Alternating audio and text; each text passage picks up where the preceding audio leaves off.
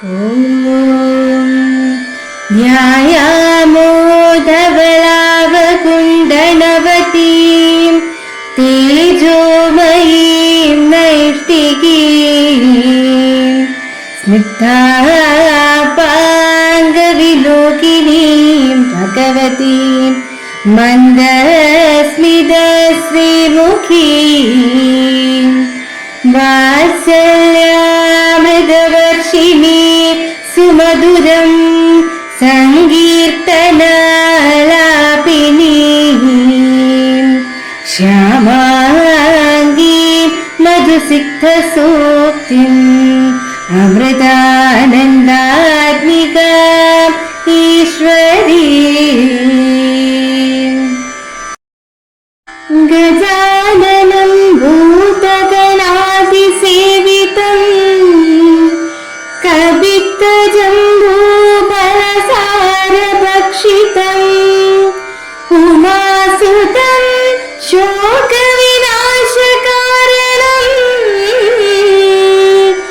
നമാമി വിഘ്നേശ്വര പാദപങ്കജം കൂജന്തം രാമ രാമേതി മധുരം മധുരാക്ഷരം ആരുഹ്യ കവിതാശാഖാം വന്ദേ വാൽമീകി കോകിലം. ഓം ഹരിശ്രീ ഗണപതയേ നമഃ. അവിഘ്നമസ്തു. ശ്രീരാമ രാമ രാമ ശ്രീരാമചന്ദ്ര ജയ. ശ്രീരാമ രാമ രാമ ശ്രീരാമഭദ്ര ജയ. ശ്രീരാമ രാമ രാമ സീതാഭിരാമ ജയ. ശ്രീരാമ രാമ രാമ ലോകാഭിരാമ ജയ.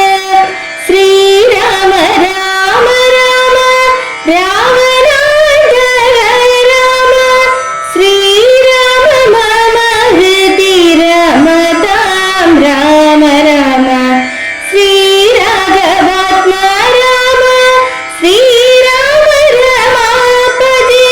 ശ്രീരാമ രമണീയ വിഗ്രഹ നമോസ്തുതേ. ശ്രീരാമ രമണീയ വിഗ്രഹ നമോസ്തുതേ. നാരായണായ നമോ നാരായണായ നമോ നാരായണായ നമോ നാരായണായ നമ. നാരായണായ നമോ നാരായണായ നമോ നാരായണായ നമോ നാരായണായ നമ. ശ്രീരാമനാമം പാടി വന്ന പൈങ്കിളിപ്പെണ്ണേ, ശ്രീരാമചരിതം നീ ചൊല്ലിടുമടിയാതെ. ശാരിക പൈതൽ താനും വന്ദിച്ചു വന്യന്മാരെ. ശ്രീരാമസ്മൃതിയോടെ പറഞ്ഞു തുടങ്ങിന. ശ്രുത്വാ ഗുരുവചനം നൃപനന്ദനൻ കൃത്യാ യഥാവിധി സംസ്കാര കർമ്മവും മിത്രകൃത്യാ മാതൃസോദരോപാധ്യായ വിത്തനാമൊരു ഭരതകുമാരനും രാധശരീരമെണ്ണത്തോണ് തന്നിൽ നിന്നാദരപൂർവം എടുത്തു നീരാടിച്ചു. ദിവ്യാംബരഭരണാലേപനങ്ങളാൽ സർവാംഗമെല്ലാം അലങ്കരിച്ചിടിനാൻ. അഗ്നിഹോത്രാഗ്നി തന്നാൽ അഗ്നിഹോത്രിയെ സംസ്കരിക്കും വെണ്ണമാചാര്യ സംയുതം ദത്വാ തിലോദകം ദ്വാദശവാസരെ ഭക്ത്യാ കഴിച്ചിതു പിണ്ടവുമാദരാൽ വീണു നമസ്കരിച്ച ആശീർവചനമാദാനവും ചെയ്തു വിശുദ്ധനായി മേവിനാൻ. ജാനകി ലക്ഷ്മണ സംയുക്തനായുടൻ കാനനം ദ്രാവിച്ച രാമകുമാരനെ മാനസേ ചിന്തിച്ചനുദിനം മാനവ വീരനായൊരു ഭരതനും സാനുജനായി വസിച്ചിടിനാനദ്ധിനം. നാനാ സുഹൃജ്ജനത്തോടും അനാകുലം തത്ര വസിഷ്ഠ മുനീന്ദ്രൻ മുനികുലസത്തമന്മാരുമായി വന്നു. സഭാന്തികെ അർന്നോരു ഹാസന സന്നിഭനാം മുനിസ്വർണാസനെ മരുവീടിനാനാദരാൽ. ഓം അമൃതേശ്വരിയെ നമഃ. രഘുവംശ പരമ്പരയിലെ ചക്രവർത്തിയായിരുന്ന ദശരഥ മഹാരാജാവിന്റെ സംസ്കാര കർമ്മം പ്രതിപാദിക്കുന്ന ഭാഗമാണ് ഇന്ന് നാം ശ്രവിച്ചത്. വനവാസം അനുഷ്ഠിക്കേണ്ടി വന്ന ശ്രീരാമചന്ദ്രനെ ഓർത്ത് ദുഃഖിതനായി കഴിഞ്ഞ ദശരഥ മഹാരാജാവ് ഇഹലോകവാസം വെടിയുന്നു.